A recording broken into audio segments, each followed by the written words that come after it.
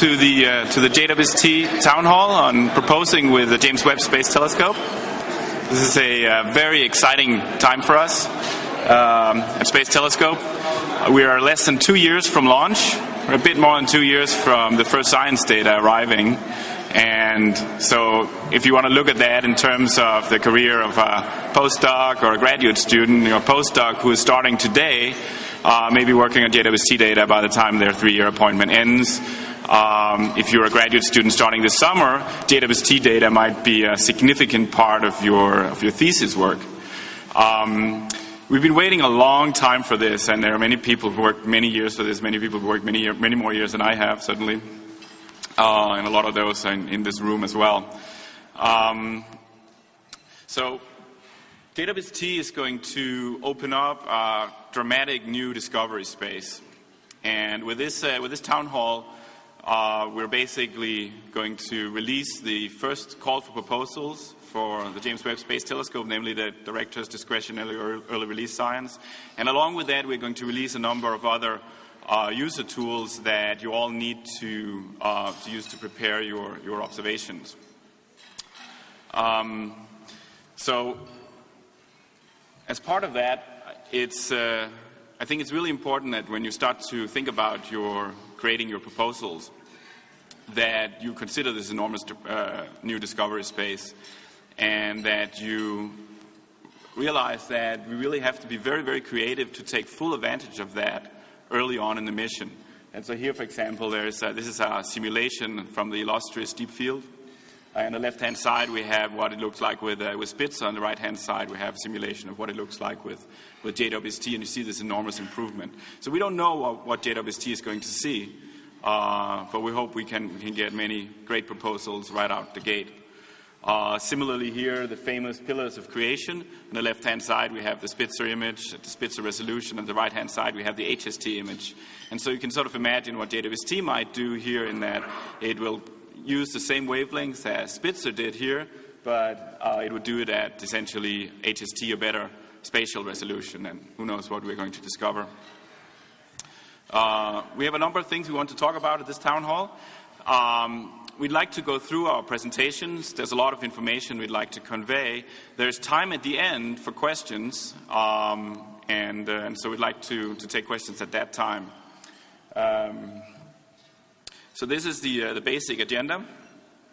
We'll start with a status report from Eric Smith from NASA HQ. And after that, Neil Reed will talk about the JWST science timeline. Janice Lee will talk about the release of the early release science program and the call for proposals for that. I'm going to talk a little bit about the release of the various user tools that are being released today. Dan Koh will talk about the release of JWST documentation, and Christine Chen will talk about other opportunities that you have for learning more about JWST and for how to propose for it, community workshops as well. And at the end, we'll take questions and discussions. So with that, I'd like to give the floor to Eric. Okay, thanks, Klaus. Welcome, everyone. As Klaus alluded to, this is a very exciting time in the mission, not only for the state of the hardware that it's in, the work that's going on at the Institute, but because of where we lie with respect to your interaction. So I'll go through some of the more mundane headquarters-y stuff up front pretty quickly, but in the end we want to see the hardware pictures so you can get a sense of how far along the telescope is right now and where we are. So those of you who might have attended the town hall, the NASA town hall this afternoon, and saw Paul's presentation will know that we have requested, the administration has requested the full budget that we needed from the 2011 replan for FY17 and all the years on out. We are under a continuing resolution right now till the end of April, but because Webb in particular is in a declining budget situation, you can see our budget demands are going down. I think things look pretty favorable for our funding this year. This is now the 6th consecutive year that we've had this kind of stability, and that has greatly benefited the project to have that steadiness of funding there. For those keeping track of GAO matters, we had our annual report this year and received no recommendations for the first time. So that was a clean audit, as it were, from the GAO. So next, I want to talk about, so budget is important at headquarters, obviously schedule is important too, and so here you see a simplified version of what is remaining to complete on JWST. And so we really are in integration and test phase now. The manufacturing epoch is behind us, and if you were to look and group things sort of on a very large scale, we basically have three hardware flows. There's the Spacecraft Bus, the Sunshield, which will eventually meet up with the spacecraft out in California, and then the telescope and the science instruments, which are currently at Goddard. And of course, running along the bottom there, this isn't necessarily a hardware element, but it's the work that goes on at Space Telescope Science Institute to get prepared for the launch, and that's largely what the session will be about after my presentation. So I won't spend a lot of time talking about that. So if we were to take a peek at what is going on in the area of spacecraft INT, what you can see here is what the spacecraft bus looks like today, or probably maybe a month ago when this picture was actually taken. And so this is out in Redondo Beach in Southern California. I'll get the laser pointer here. A couple of elements I'll point out to you. This top part here represents the inner part of the Sunshield. The big tennis court size Sunshield will attach to this here. What you see sticking up right here is the cryocooler for the MIRI instrument. The compressor section is down in the spacecraft. The star trackers have been installed. All the electronics, avionics are on either side. Those panels will be folded up. Just outside the frame of this picture is the communication antenna getting ready to be installed. So they are very far along with the assembly of the spacecraft bus.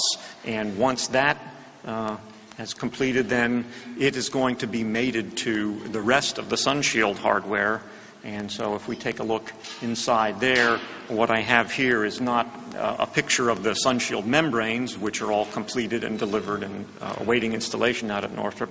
Rather, this is a picture, sort of a close-up of one of the pallets, one of those big structures that sit outside and fold down and provide the structure against which you tension the Sunshield. And here you can see all the harnessing that's been installed on those. And this picture itself, because things are going so rapidly now with integration, this is an old picture, and the spreader bars have been attached to these. The momentum balancing flap has been attached to the aft Sunshield pallet. So again, progress is very rapid in the hardware area. But of course, the piece that everybody here really loves are the telescope and the science instruments. And for us, there's two important threads that run in there. There's the Pathfinder program we had of telescope testing and the actual flight hardware. So if you were to look inside this science payload, one of the components that is now more or less historical for us is this Pathfinder telescope. Here you see it at the Johnson Space Center's very large Chamber A thermal vacuum chamber. It's got two flight mirrors on it. There's a coated one and uncoated one, and our secondary spare mirror. The rest of these are dummy aluminum mirrors there for thermal mass. This was a test designed to verify the thermal performance of the chamber and the models that are going to be used to assess the flight hardware when it gets down there. This flight telescope is now out of the chamber. The chamber is getting prepped for the flight hardware to come there next year, and they're getting ready to ship this the Pathfinder telescope back to Goddard, where it will sit in the clean room, and then the flight hardware takes the trip down. And now we saw this picture earlier today too. Paul showed this one.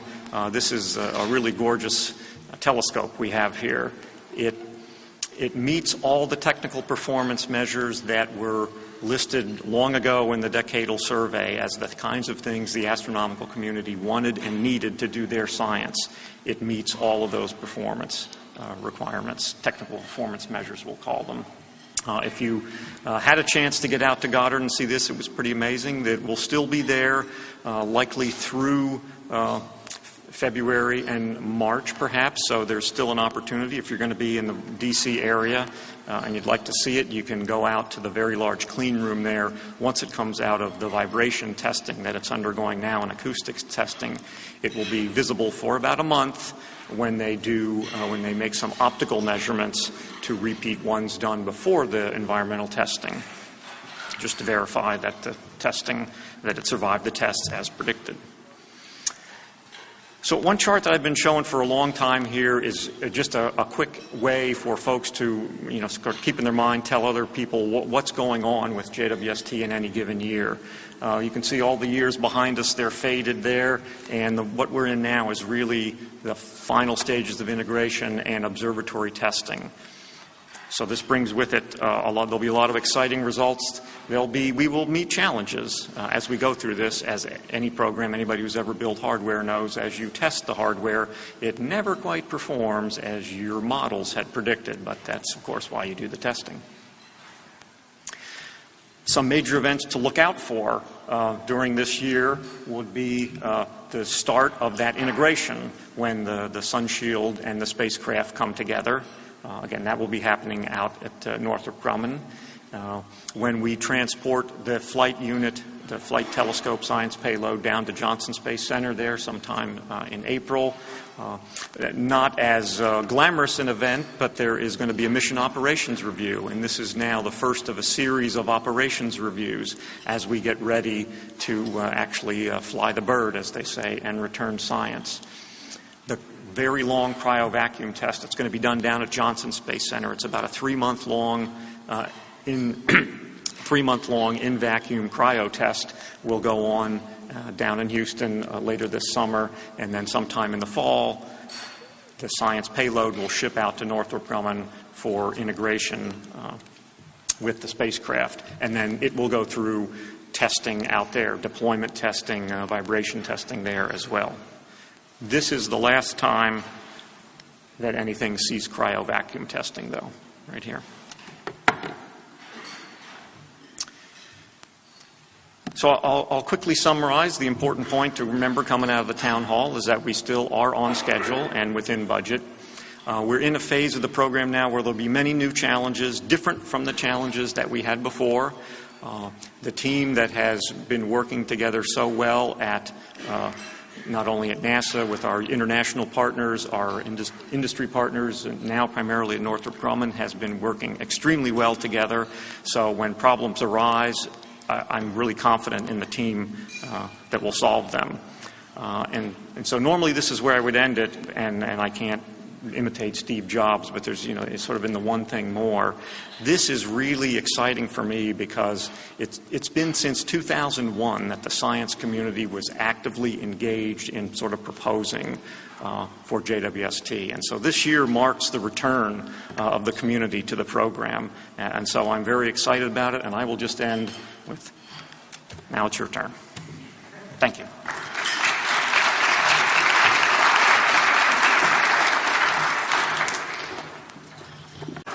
Anyway, so here we are, right. So I can start now.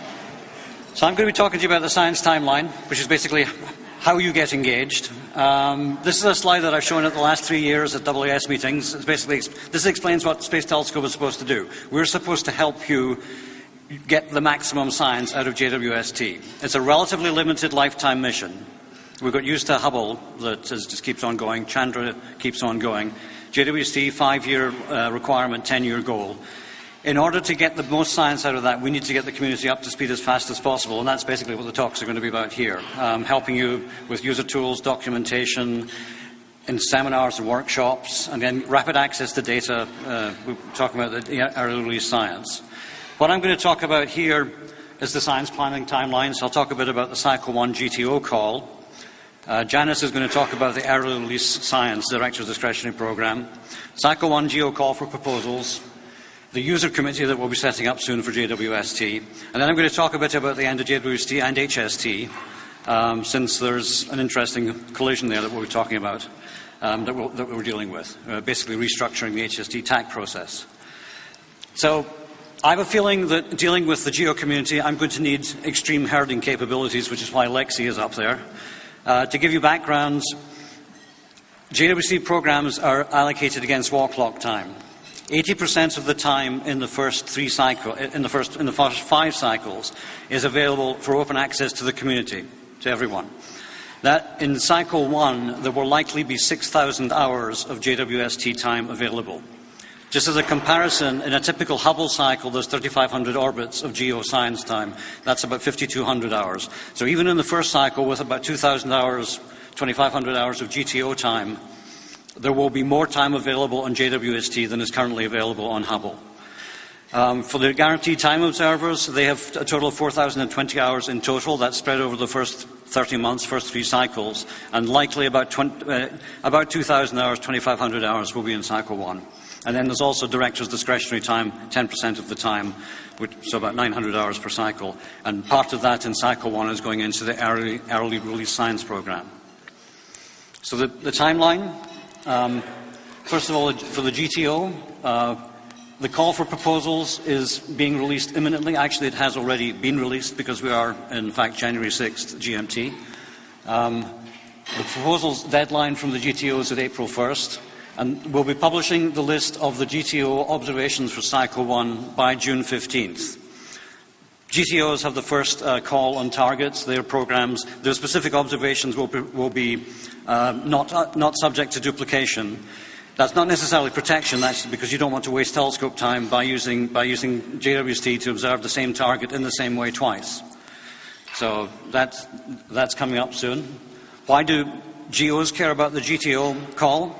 There's a lot of information that's linked into the GTO call that is relevant to the general observer call later on.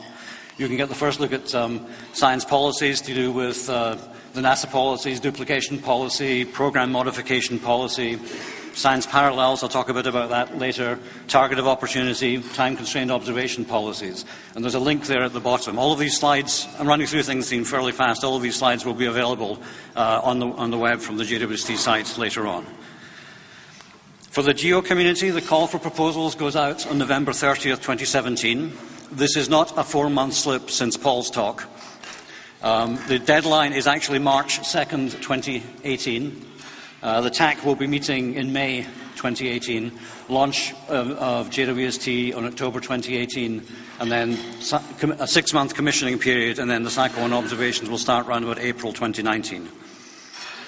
In terms of the proposal submission process, for HST, we're used to a 2-phase process where you submit the phase 1 proposal that describes the observations and gives an outline of the observations you're wanting to take. For JWST, we need more information up front. HST is nicely divided into orbits. So you don't need to be as precise with HST. You know roughly the number of orbits you need. With JWST, because it's all scheduled continuously, you need to actually work out carefully what all the overheads are, what the pointings are. Much more information will be needed up front in order to calculate how much time your observation will actually take. So there's all of the observations and target selection, number of exposures, dither patterns, readout noise, and so on. They need to be available right at the start. Information goes in through templates. Essentially, we're using the same type of approach as Spitzer used, where you have a set of AOs that you submit. So that means that the proposals that come in are most of them will be required to be what we call LRP ready. LRP is a long-range plan. It means that you know roughly when you can schedule those observations during the year. There will be exceptions for complex programs, and we're going to move into this in a phased way. In cycle 1, we will have more leans on what requires to be submitted, more exceptions than in cycle 2. But once we get to cycle 2, we want to be up and running with this.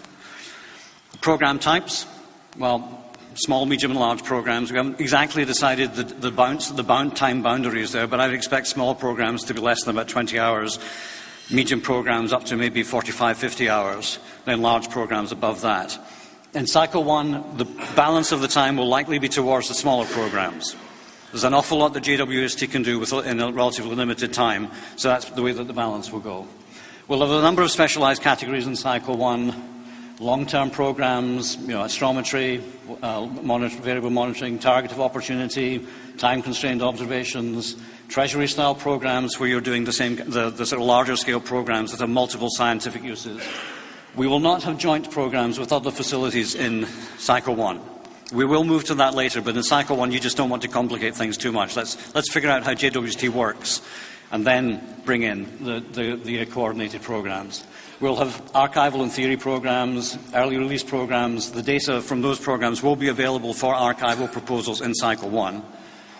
And there'll be some scope for lab experiments associated with JWST science. Parallels.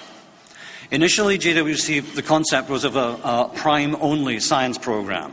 The capability for doing parallel observations with two instruments at the same time was always in place. But initially, the idea was it would be mainly calibration observations with the parallel. If you can use two instruments together, you can get more science. That's obvious. Hubble does that. We've now got to the stage where parallel science observations are going to be possible in Cycle 1 for a number of combinations. Two types of parallel programs. There will be coordinated parallels where you have one program submitted that is going to do the same kind of science with two different instruments. Both data sets there obviously will carry the same exclusive access period. Pure parallel programs are where you have, the same as in Hubble. Some programs will not have parallel observations. There will be an opportunity to use another instrument and piggyback off the main program. You could submit a parallel program, for example, deep imaging, whatever. So two proposals, distinct programs. The parallel observations may not drive the program parameters. And the pure parallel data will all be non-proprietary and available to the community immediately. For coordinated parallels, these instrument combinations are available, and NIRCam imaging and MIRI imaging, and the imaging there does not include the GRISM capabilities. This is narrow, medium, and wide imaging. So NIRCam imaging and NIRIS wide field spectra, MIRI imaging, NIRIS wide field spectra, NIRCam imaging and NIRIS imaging. NIRCam is the prime there. NIRSPEC multi-object spectrograph and NIRCam imaging where NIRSPEC is the prime. Most to our instrument combinations will be available, but not all. There will be some prime observations that are just too delicate to disturb with other mechanisms moving around. So there will be some restrictions, but there is a lot of extra science here gained by doing parallel science. And it's actually a credit to a lot of people at Goddard and the Space Telescope put work into adding this to the system. Target of opportunity observations. That's certainly something that we will be doing. Target of opportunity observations are to observe something that you know is likely to happen, but you don't know where it will happen or when it will happen. Once you trigger a target of opportunity, you add that observation to the observing schedule. There are some constraints involved there. We're building the observing schedule for JWST in a similar way to HST, where it takes about 2 weeks to put the schedule together. So if you want a turnaround time less than 14 days, that's going to disrupt the scheduling. And we only want a limited number of those over the year. There'll be a total of 8 available, 2 for GTOs and 6 for GOs in Cycle 1. Turnaround times that require less than 3 days will carry an additional overhead, because if at that short interval you're likely to introduce an additional inefficiency into the observing, and that's something that is kind of a cost of the program. Time-constrained observations. This is something that we haven't had to think about too much for Hubble. We are going to think about it more for JWST, because you need to design, if you want to observe an exoplanet transit, you need to get there before the transit happens. You need to design the observing program around getting to that point at that time. One of the main constraint on JWST's lifetime is going to be the fuel or the propellant available. So you want to design the program to be as efficient as possible. You're introducing an inefficiency here because you're insisting on being at that point, at that time, at that specific time. So for time-critical observations, they're time-constrained within a period that's, at the moment we say less than 24 hours, but this is actually something that we're looking at. And maybe we can actually make that a little bit less than 24 hours. Those observations are also going to carry an additional overhead because there will be added inefficiencies there. You always have to get to an observation like that early. It doesn't help if you get late. So that's just a heads up on that. The user committee. So most observatories have a user committee. We have one for Hubble, Chandra has one, Spitzer has one. For JWST up until now, we've had a high-level advisory committee, the JWST Advisory Committee that Matt Mountain set up to advise STSCI on its general readiness. That committee has given incredibly valuable information to us in terms of how we've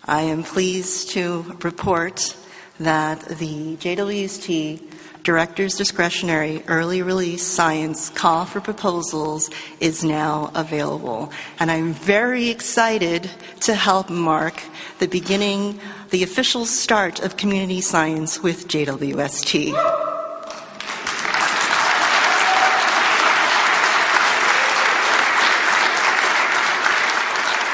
So we've heard from some of you that you discovered the soft opening of the program over the last day or so. But in fact, the announcement will now be broadly circulated as we speak over email by the famous Brett Blacker of HST Blacker Friday. So look in your inboxes for that email. And as Neil just said, JWST science policy experts will be at the STSCI booth both tomorrow and Saturday morning. So please come and chat with us if you have questions after the town hall. So in this talk, I'll go over the motivations and goals for the DDERS program, and I'll highlight key aspects of the call. I'll summarize the proposal evaluation criteria, discuss programmatic differences from regular GEO programs. So, for example, the requirement for short timescale delivery of science-enabling products. I'll talk about the introduction of the science collaborator proposer type and how that's different from a co-investigator on a team. I'll talk about the anticipated funding profile for the program. And finally, the reviews of team progress, as well as the role of DDERS teams in informing the community and briefing them. Finally, I'll wrap up with a summary of key dates, and in particular, a deadline of March 3rd for the notice of intent to propose, which is a required part of the proposal process. So one of the primary motivations of the DDERS program is driven by the reality of the science timeline. Now, we expect that science observations will begin in April 2019 after commissioning has closed. And as usual, Cycle 2 will begin 1 year after that. Now, to allow sufficient time for the review of proposals and the scheduling of observations, the call for proposals for Cycle 2 will be released only 5 months after science data taking for JW has begun. And then the proposals will be due just 7 months after we start taking science data. So the bottom line is that the availability of non-proprietary data is really limited at the time when folks are preparing their Cycle 2 proposals.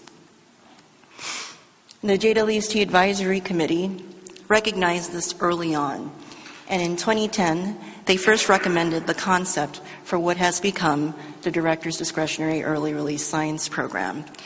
Reading from their letter from Garth Illingworth, who's the chair of the committee, they imagined a program that would obtain images and spectra to demonstrate key modes to enable the community to understand the performance of JW before they submit the first post-launch Cycle 2 proposals that would be submitted just months after the end of commissioning. They recommended that the data be released in raw form and with any initial calibrations as soon as possible. So the key aspect of this program would be speed. In response to that recommendation, over the last 2 years, STSCI has worked with the JSTAC as well as with the broader community to develop a program with goals to ensure open access to representative data sets in support of Cycle 2 proposal preparation, and to engage a broad cross-section of the community in familiarizing themselves with JW data and science capabilities. The program will be supported with Director's discretionary time, and our Director, Ken Sembach, will provide 500 hours and resources to fund up to 15 teams. The proposals will be evaluated by a multidisciplinary committee of experts, and they'll recommend to the Director a suite of proposals that not only fulfills these goals, but makes optimal use of the available time and spans the full range of JW's science themes. In support of these goals, in the call, we describe 5 principles that will guide the conduct of the program. The first is that the projects must be substantive science demonstration programs. That means we imagine that successful programs will be broadly interesting to the scientific community and will utilize key instrument modes and provide representative data sets. As we talked about, projects must design, create, and deliver science-enabling products. Now, this is a short timescale delivery. To support Cycle 2 preparation, initial products must be delivered by the release of the Cycle 2 call for proposals. Again, that's 5 months after data taking has begun in September 2019. And to help ensure that the product development is successful, we ask each team to define a core team to be responsible for the delivery of products according to a proposed management plan. Of course, another principle is that the observation must be executed early. In order to be useful for Cycle 2 preparation, all observations must be schedulable within the first 5 months, and a substantive subset must be schedulable within the first 3 months.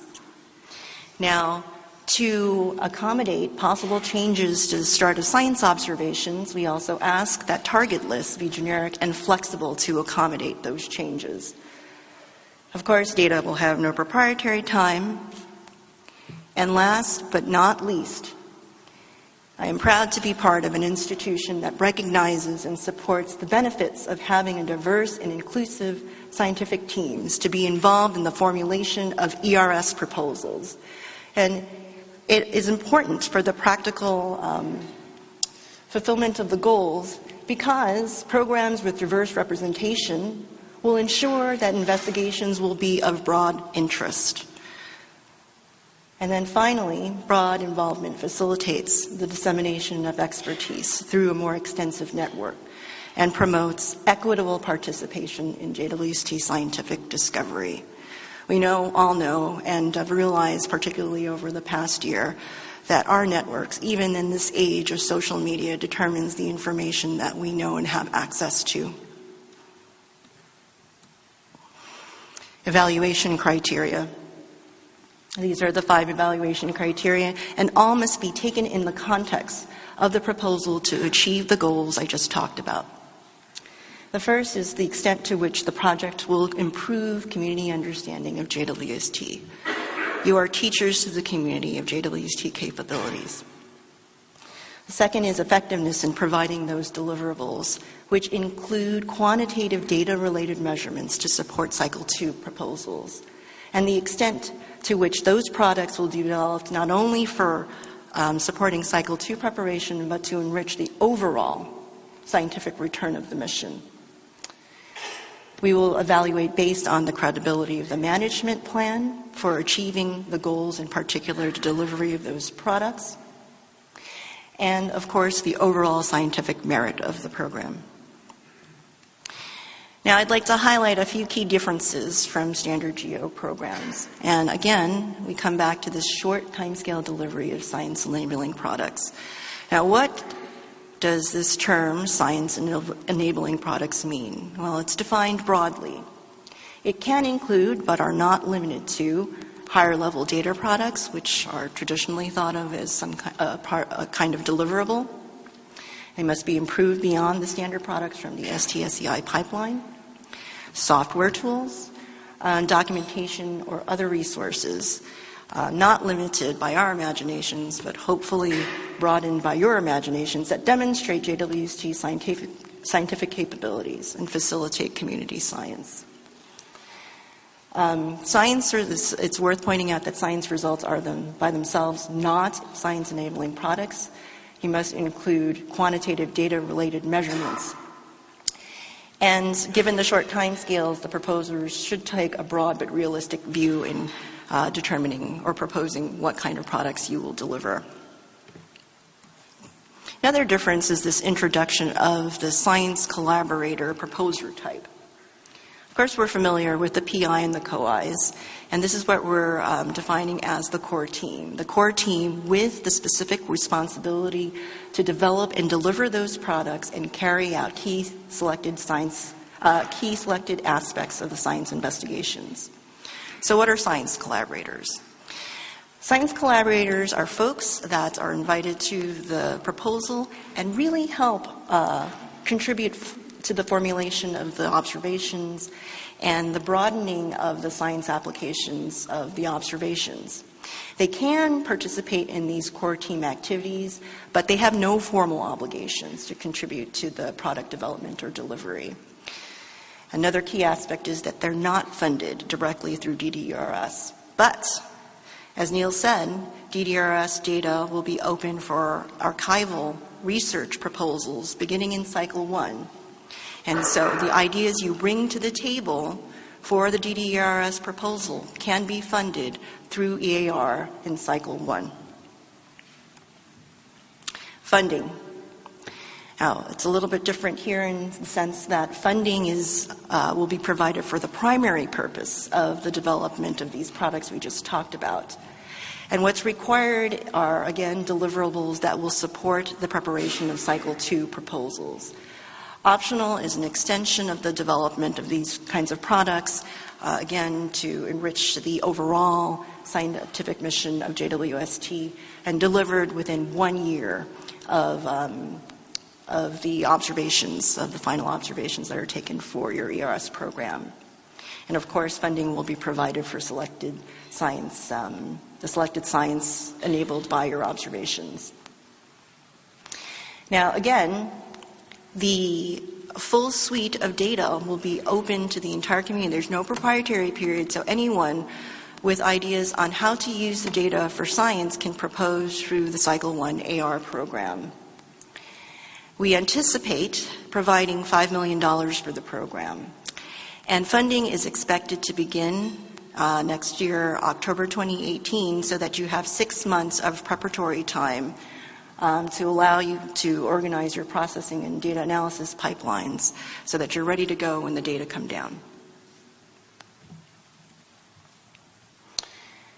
And finally, we have reviews and community briefings. The continued funding for each team is dependent on the satisfactory progress of the team in creating products and doing science at each stage. We have 3 reviews. They're all at natural points for a scientific program. The first is the APT technical review. It's just people at ST will help you optimize your observing program, your observing strategy. The team will provide basic documentation on the rationale underlying your strategy. And your documentation will be released with your APT files so that they can serve as templates for Cycle 1 GEO proposers. Next review is a readiness review, and this is before science observations begin. You will report on progress on your preparatory activities. For example, analysis of simulated data sets to test your post-pipeline data analysis plans, any customization or development of data analysis or software tools. And the preparation for this review will also provide the support for a briefing to the community on the progress of ERS teams in January 2019. Finally, you have the results review. You will report on successes and challenges encountered when you receive your early data and the status of the initial products to be provided to the community. And again, after the review, the preparation review will also support your briefing to the community on these topics. To summarize this part of the talk, it's not only the immediate release of data that DDRS will support, but it will provide a focal point for the organization of overall GEO support and dissemination of information on JWST performance and results early in its life. We want to accelerate dissemination of JWST know-how within its 5-year required 10-year anticipated lifetime. And so if you think about it graphically, we hope that the DDERS teams will serve as teachers to the community and provide extra nodes for communication. So finally, I'll summarize with key dates. As I said, the DDERS call for proposals announcement is going out now. To this many addresses, I guess it'll take 20 minutes, but again, should be done by the end of the town hall. Now, this is version 1 of the call. Its intention is to establish the goals and the requirements and the policies of the program, and to allow proposers to determine if they're interested enough in the program to submit a notice of intent to propose, which I'll get to in the next slide. The final version of the call will come out next May, this coming May, and all details of the proposal and budget submission process will be made available then, with supporting documentation on APT, which is the Astronomer's Proposal Tool to specify your observations, documentation on special considerations for successful early execution of observations, which is a key element of the program. And finally, we'll provide an overview of what STSEI expects to provide in terms of standard pipeline data products, processing and analysis tools to inform the development of products. Notices of intent. That's due March 3rd, and the purpose of it is to enable us to identify community members for review. It's to prepare for the proposal review. With the notice of intent, we can identify appropriate people with appropriate expertise that are not conflicted. Again, NOI submission is a required step, and all materials will be kept confidential, and all that's required is, it shouldn't be that onerous, is the proposal title, the names, email addresses, and affiliations of the PIs and COIs, and then as many of the science collaborators are known at the time of submission. And finally, of course, an overview, less than 300 words, of the anticipated proposal, including the types of observations you anticipated to undertake, the science goals, and how, importantly, how your project supports the goals we just talked about in principles. And finally, we have the proposal deadline in August with 6 sections, 11 pages, 11-page limit, the rationale for selection of a DDRS program, science justification, description of the observations, and the requisite data analysis plan, project management plan, and preliminary budget. So I'll end with a summary of the timeline with the key DDRS dates on the timeline. Thank you.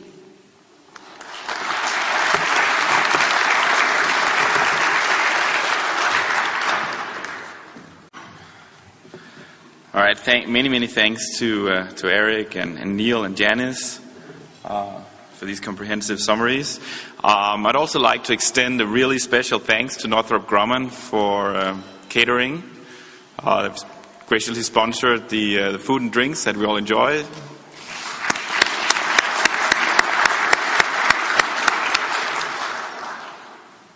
All right. So we'll shift gears a little bit and talk a little more about the tools that are now available for everyone to write their proposals and to develop their observing programs, especially for the ERS. Skip forward to that. All right. So we're very proud to also announce today that the exposure time calculator for JWST, a flight version of it, which is the one you're going to use for the ERS, also the one you will use for your Cycle 1 proposals, is now live and available. And it's available on this URL. And so you can please go ahead and use it and to prepare. The ETC is a several-year development project that is going beyond what we usually have done before for exposure time calculators. It's a code project. It's called Pangaea. Under the hood, it's a 3-dimensional sensitivity engine, and it includes effects such as advanced point spread functions, correlated noise, detector effects, and also effects of background subtraction and various types of other extraction. What you do when you actually reduce your data. And it also includes a pointing and time-dependent background model for JWST. Other innovations in it is that it also includes a collaborative work environment. So when you go to the web application, you'll be able to make mini calculations that you can organize into workbooks, and you can organize and you can save your ETC calculations for later. You can build your own astronomical sources and scenes, and you can use to simulate observations with various ETC modes, or various observation modes. And you can analyze and you can compare different instruments and modes, right? So you can make multiple calculations and see how they compare within the application. And finally, you can share your work with your team as well, right? So if you've done a bunch of ETC calculations, you can share your workbook with the team and they can go and look at it and continue editing.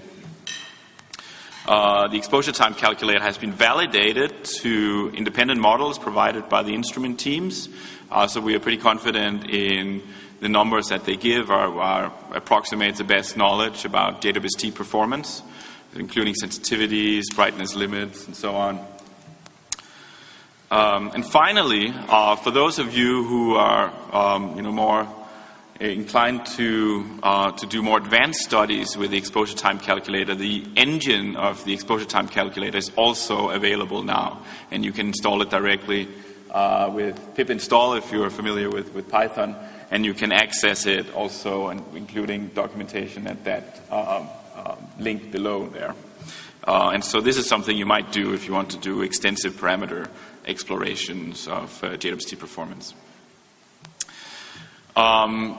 In order to create your observations, you also need to define them, define all the parameters, and this is something you do with the Astronomer's proposal tool. Those of you who have done HST observations might be very familiar with APT. You'd use the same tool or the same environment to create JWST observations, but there are many differences as well. In particular because there's no phase 1 and phase 2, for instance, with JWST, and JWST observations template based, and you can read much more about that in the documentation as well. This is the schedule for APT. So APT 25 is now available as a beta.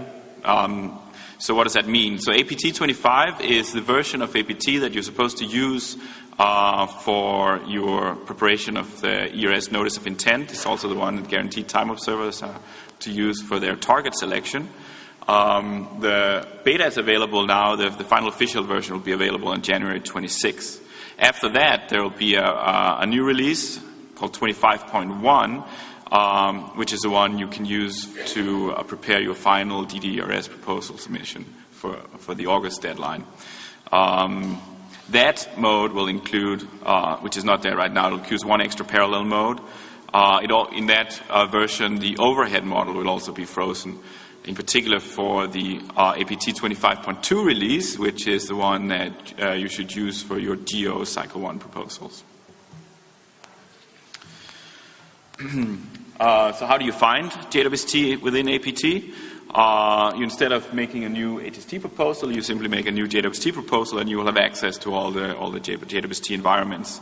You can also use one of the demonstration proposals, and the menu here shows where you may find that. An important aspect that's relatively new within APT is that there's now visualization tools for schedulability with JWST. So once you've created your observation, it's easy for you to see when they're schedulable. And so that, for example, is important as well for the ERS proposals, which have to be schedulable in a certain time range. So we have also a new help desk available for JWST. So again, those of you who have been familiar with proposing for HST have been used to submitting help desk requests to help@stsci.edu. You no longer need to do that for JWST help. There is a new application online. You can find it at this URL, jwsthelp.stsci.edu. And that is also available now for you to use. You don't have to necessarily write down all these URLs. We'll make the slides available to you. There's a number of new features available in that help desk that hopefully will help everybody have easier access to help. For instance, there is a dynamic search. So if you type in your question, there will be a dynamic search of all the documentation as well as any kind of knowledge base articles that's within the help desk, and I'll get back to that a little bit. When you access the help desk, you'll find a number of cards here, and so depending on what your question is about, you'd select a card. So for example, if you're interested in MIRI, you have a question about that, you'd select the cards of that, and that will actually give you access directly to the MIRI help desk team. And then once you do that, you'll see, once you submit help desk questions, you'll see you actually have a direct one-on-one interaction with whoever is dealing with the help desk. So you don't have to go back and search in your email. Your conversation is always stored on the help desk, and you can go back and you can look at your old tickets, and many other things. One thing that we are doing with the help desk is that for frequently asked questions, when there is a ticket that we see a lot, we may take that and clean it with any personal information, but take that and create a small knowledge base article, a frequently asked question, and so those will also be available within the help desk. And finally, the help desk supports a user forum, so it means that you don't just have to ask. You also have the option to not just ask Space Telescope personnel, you can also ask the user community, and we're sure that in many cases, especially as we start getting data with JWST, you will probably have better knowledge of your specific case, and you may be able to help users better. This is a forum that's STSCI moderated, so we'll be able to tell whether the questions whether the answers are always appropriate. We'll be able to, if something goes out of becomes obsolete, we can also deal with that. You can upvote answers like in Stack Exchange, if you're familiar with that. So those are all the new tools available. Next in line, we have Dan Coe, who's going to talk about the JWST documentation system. Thank you.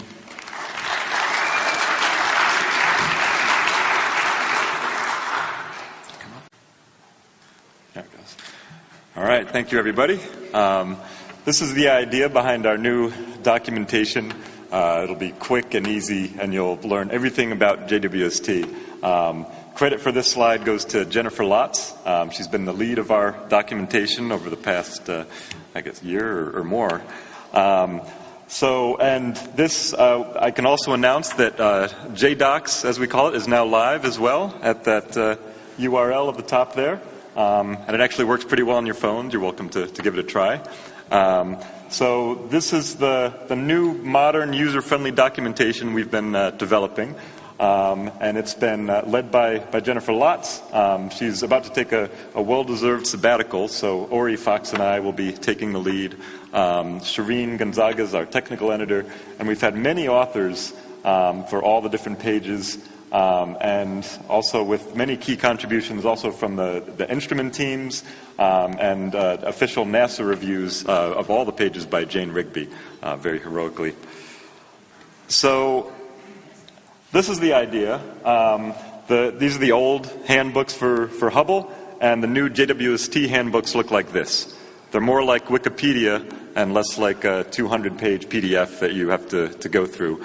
Although I should say that the Hubble handbooks are also available as web pages, and the JWST handbooks are also available as PDFs if you prefer to download them and read through them that way. So here's an example of one of the pages of our documentation. This is the MIRI overview, and I'll walk you through some of the features. You have navigation through the whole JDocs site on the upper panel there. There's a search bar, which should be very useful. But we realize a lot of people will get to most of the pages just through Google, and we expect a lot of the pages to come up that way through a search. And this first top bar here will actually come up in the Google search. So just from Google, you know you've arrived at the right page. We have a lot of links to other pages throughout the document. And plenty of figures. You can click them to enlarge them. This is navigation through the page that you're on, over on the sidebar here, and then navigation to other pages. And if you click these arrows, they're actually a page tree that you can see all of the different pages that you can navigate through. So here's an example of the different pages for MIRI. If you click on these links, these are all the different observing modes for MIRI.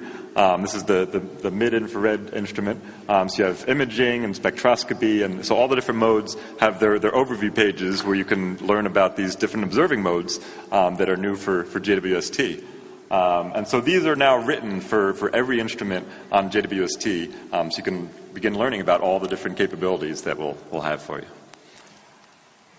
In addition, there will be more detailed pages on things like the detector readout patterns, the filters, the coronagraphs, dither patterns, and these pages we have finished writing for MIRI and for NIRCam. Well, I say finished, but there will be more to come, but we've written a lot of these pages already.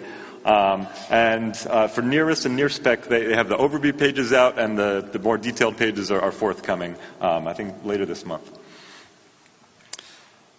So the idea is that this documentation is written not for a PDF initially, but as a web page from the ground up, and it's really more like Wikipedia, more like a metro with different hubs. The idea is that you might arrive at any particular page from a Google search. We don't expect you to have read the overview and all the things by the time you get to the filters page. If you just start with the filters page, we give you all the information you need to know right there. I know when I was writing pages, I tried to be concise, not use acronyms, and have just a lot of pretty figures to illustrate things to get you up and running really as easily as possible. But PDFs are also available, so these will be generated periodically, so they might be slightly out of date as we can update the web pages more often as needed. But the online content will also be frozen at key times. So for example, when the first GO call for proposals comes out in November, later this year, we'll freeze the content unless there's anything urgent that we really need to update. We'll keep it frozen until the submission deadline in March of next year. So that way, if you start early on your proposals, which we recommend, there's a lot to learn here, that the documentation won't change on you if you don't go back to reread it later on. So we will be freezing the documentation at key times. So a little bit more on the organization. I talked about the instrumentation pages. We also have pages on observation planning, so the different tools that are available, like ETC and APT. The calls for proposals are hosted on these JDocs sites. So these are the links that have gone out to your emails. They're hosted here. There are pages on the opportunities and policies, on duplication and parallels, and then there will be a section on the data. So these will be more like the data handbooks that you're used to. And so this is an outline. Not all of these pages have been written yet. We're still working on some of these, but this is the outline, and you can navigate to the pages through that top bar there. So this is the home page when you arrive. This also gives you different navigation to these different sites. And we have over 100 pages published so far. And so, right, the pages that have been published are the calls for proposals, as we've mentioned. Also, our preliminary publications of the instrument handbooks for the different instruments. ETC, there are a lot of pages published already. There's an overview of APT with more pages that have been drafted and will be coming out very soon. And then we have many more pages we're planning on different science use cases, examples of how to use the different modes and sort of step-by-steps how to sort of work with APT, the data handbooks, as I've mentioned. Also coming, we're planning that APT will actually have links embedded in it that will link to these pages. So if you want to dive right in with APT, there'll be links there that'll take you back to here if you have any questions. We're also planning instructional videos, as we had with Hubble, that will actually show you how to click through APT and put together a proposal, because there are a lot of things that are different from Hubble. And so I encourage you to read these pages. I've enjoyed writing the pages that I've written. I hope you enjoy, reading them and learning about all these new capabilities for JWST. If you have any comments or feedback, please visit our JWST help desk that Klaus just told you about, and you can leave any comments there. And then here is the timeline, in time for the first call for proposals, obviously we'll have many more articles published by then to support the call for GEO proposals. We'll freeze them for the March deadline. And then many more updates will come as we begin observing and learn more about the observatory.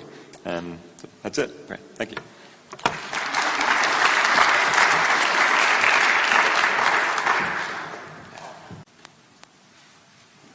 Hi, I'd like to tell you today about some of the opportunities to learn more about JWST through both online resources and in-person resources, both at workshops, at the Institute, and other places. There's a nice summary of all of these opportunities in the November issue of the Space Telescope newsletter. I've provided the URL here. There's an article that has a list of the dates for all of the workshops and a description of their themes and the activities that will be available at them. Here at AAS, we have a new service called Ask an Expert. If you look around at the tables, there are these little cards on them. They're white on one side and they're red on the other side.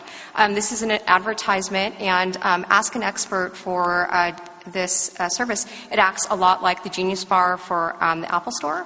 And so essentially it's an opportunity for you to book an appointment with a Space Telescope staff member to talk to them about JWST capabilities. So if you're interested in learning more about the instruments and trying to plan your observations, or you're trying to play with the ETC or the APT and you have questions, this is a really great resource here at AAS in order to talk to an STSCI staff member who can help you with your observation planning. So in addition to Ask an Expert, we have a number of proposal and planning workshops and topical science workshops that are coming up within the coming year. They're actually at the rate of about nearly one per month. So you can see the plan for the proposal and planning workshops for the general observer community. And so you can see here that there was a workshop at this particular meeting which focused on data analysis tools. There's a major kickoff workshop at Space Telescope in Baltimore in May. There will be a one-day workshop at the AAS meeting in Austin in June, a one-day workshop at the DPS meeting in Provo, a multi-day, another large workshop for proposal and planning, multi-day workshop at Caltech in December, and then finally another one-day workshop opportunity at National Harbor at the AAS meeting next year in January.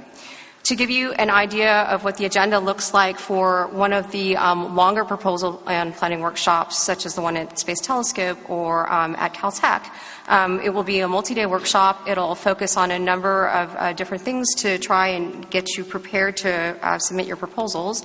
So beginning with policies, including the science timeline, the calls for proposals, observatory capabilities illustrated by science use cases, and demonstrations and hands-on opportunities to play with the exposure time calculator, which is new for JWST in that it's a 3D tool.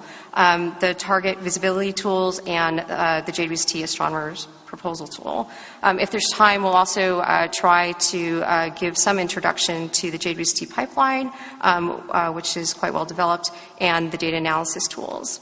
There are 5 workshops anticipated between now and the Cycle 1 proposal deadline that address specific science topics.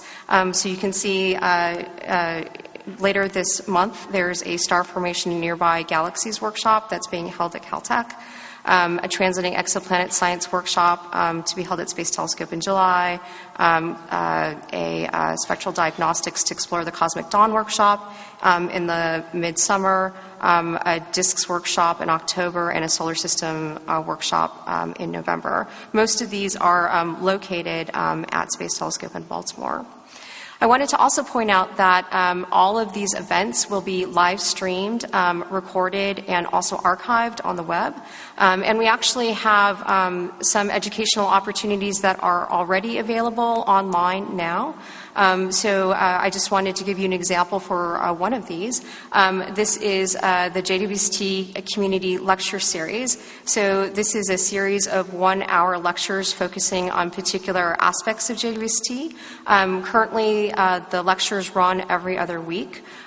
During the first part of 2016, the lectures were mostly given by the instrument PIs, and then in the fall, the lectures switched to focusing on particular instrument modes. In the coming year, the lectures will start to focus in detail on the proposal and planning tools. So in a couple weeks, Klaus will give a detailed 1-hour talk about the exposure time calculator. Again, all of these events are available via live streaming or WebEx. They'll be recorded and archived. And I just wanted to show you an example of what this looks like. So going back to, this is just the webpage for the community lecture series. And if you were to scroll to the bottom of this page, you could click on individual lectures, and it would bring up a page such as the one on the left with a description of like the abstract for the talk. And then there's an additional link off to the side, which takes you off to the STSCI webcasting page, where you can there watch the talk and also download the slides to follow along at the same time. I also just wanted to close by telling you the ways that we're hoping to communicate with the community about JWST. And there is a JWST Observer account both on Facebook and Twitter. So if you're interested in getting updates on JWST education, this is a good resource to go to.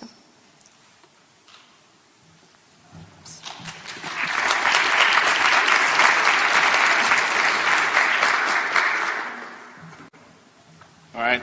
Thank you, Christine. So that's the end of our planned program. We have some time for questions. I know this is a lot of information, and we can certainly also recommend you to come over to the Space Telescope booth, and if you think of questions tomorrow or the day after tomorrow. So if there are any questions, I think you can go up to the microphones so you can hear.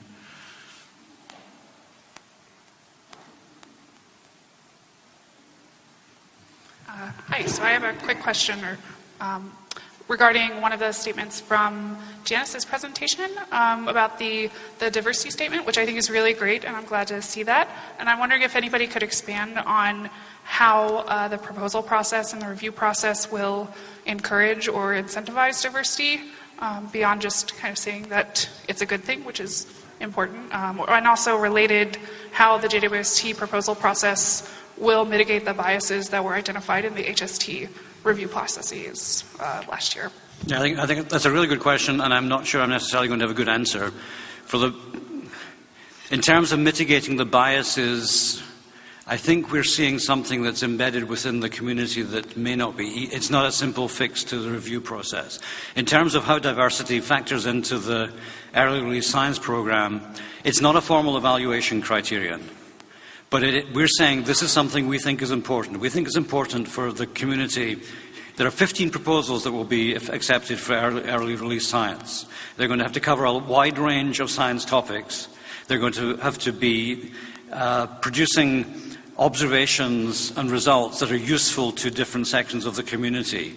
The more that proposals can involve a range of, if you're working on exoplanet science, you want to do something that's going to help exoplanet scientists as a whole apply for the next cycle. If you're working in extragalactic science, the same thing. So it's something it's not something there that's an evaluation criterion, but it's clearly something that needs to be in the back of the mind of everybody writing a proposal. How does this help my community as a whole, across the board? So that's maybe, and I should say that the language that we're using is something that's going to be appearing in NASA calls for proposals and so on going forward. They're also saying that, it's the same approach, that this is something we think is important, you need to think about. But it's not something that we can put into a little box and say, here's how someone's going to evaluate it. So I think it's think about it, how does this help your community? But so it's in that place at the moment. So I hope that kind of answered that in some way.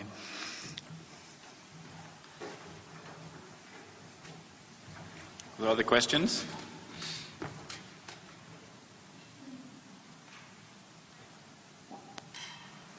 Right, well, if not, then... Yeah.